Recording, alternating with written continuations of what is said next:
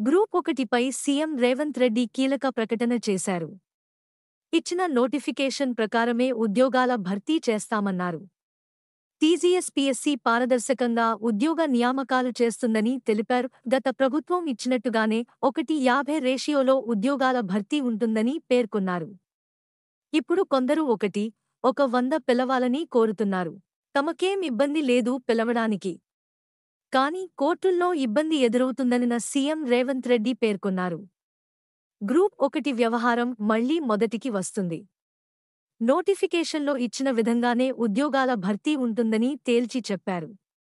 CM Revanth Reddy మాట్లాడుతూ, ఏ పరీక్ష రాయలేనోడు ఉద్యోగాలు వాయిదా వేయాలని దీక్షలు చేస్తున్నారని ఆరోపించారు.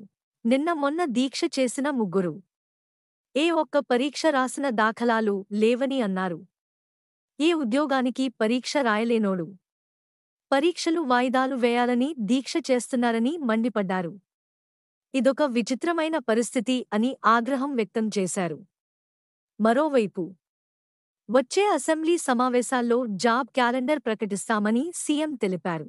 ఇప్పటివరకు ఎప్పుడు ఏ ఉద్యోగానికి నోటిఫికేషన్లు వస్తాయో, ఎప్పుడు పరీక్షలు జరుగుతాయో తెలియదన్నారు.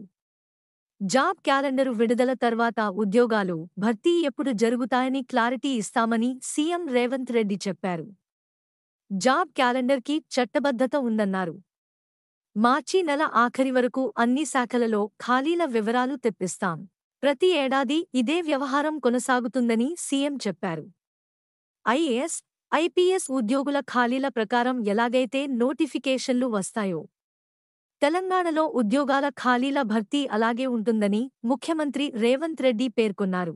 మన ఛానల్కి సబ్స్క్రైబ్ చేసుకోండి, లైక్ చేయండి మరియు కామెంట్ చేయండి. మీ సపోర్ట్ మాకు చాలా ముఖ్యం. కొత్త వార్తలు మరియు అప్డేట్స్ కోసం బెల్ ఐకాన్ని నొక్కండి.